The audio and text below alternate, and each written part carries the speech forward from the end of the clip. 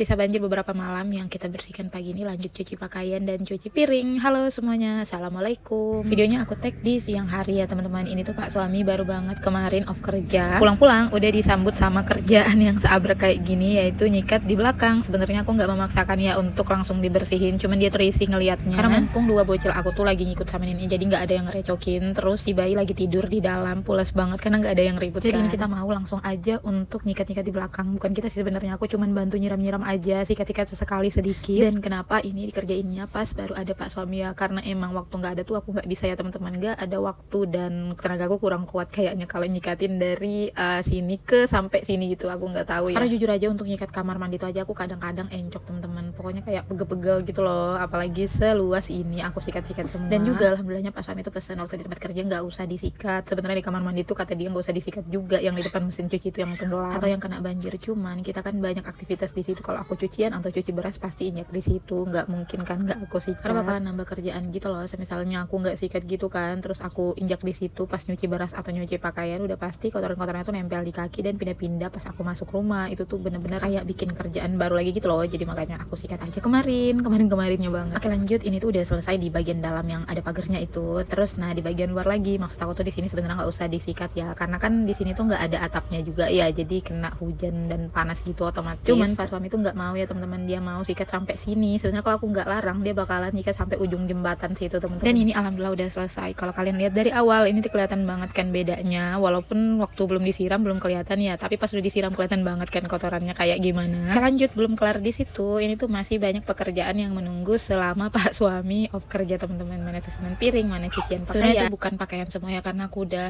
cucian juga sebelumnya, tapi itu tuh kebanyakan spray-spray dan sarung bantal sama selimut yang mau aku ganti, karena emang udah lama banget gak pernah diganti, jadi aku masukin aja ke dalam keranjang. Sebenarnya mau aku cuci hari itu, cuman aku nggak sanggup teman-teman, aku udah kecapean sama pekerjaan lain. Kalau kalian nonton video-video aku udah pastikan kalian tahu semua aku handle sendiri, ngurus anak, ngurus rumah, jadi ya wajar aja lah ya. Oke, di sini kita mulai dengan pilah-pilahin pakaian. Lanjut aku ngejemurin kain lap yang udah aku cuci beberapa hari lalu, cuman aku pengering aja, nggak aku jemur-jemur, untungnya nggak bau ya. Terus di sini Pak suami yang ngurus konsumsi konsumsi nggak ya, ini tuh karena aku juga nggak tahu, soalnya Pak suami pulang ke rumah tuh ikut sama mama mertua ya, jadi banyak lah barang-barang yang harus dipilah-pilah. Aku kayak bingung gitu loh teman-teman, takut aku salah. Dan jujur ya, aku lebih memilih untuk nyuci piring daripada ngurusin memasak. Ada yang sama nggak sih kalau disuruh milih antara masak sama nyuci piring? Aku bakalan milih cuci piring aja ataupun beberes dibandingkan masak. Nggak tahu kenapa, mungkin karena emang basicnya aku tuh nggak terlalu suka sama masak, cuman mau nggak mau namanya juga kita ibu rumah tangga, jadi ya tetap dikerjain semua, suka nggak suka, mau nggak mau. Dan ini lanjut aja kita cuci piring sampai selesai. Seperti biasa ini cucian piring yang menumpuk, padahal tadi pagi tuh udah cuci piring juga ya teman-teman, dan siang ini masih juga ada. Untungnya alhamdulillah Pak suami mau bantuin, dan untungnya juga udah selesai gitu ya nyabuninnya, jadi aku tinggal bilasan pertama, dia yang lanjut bilasan kedua. Dan ini aku mau lanjut lagi untuk ngebilasin cucian. Udah kelar cuci piring, ada lagi kerjaan, pokoknya nggak ada habisnya ya teman-teman, seperti biasa. Oh ya, ini tuh pakaiannya dari pengering gitu ya teman-teman, jadi setelah aku cuci aku masukkan dulu ke pengering biar pas ngebilasnya itu nggak terlalu berat dan sabunnya tuh nggak terlalu banyak. Terus ini sebelum ngebilasnya aku ambil kursi ya teman-teman, biar lebih gampang, dan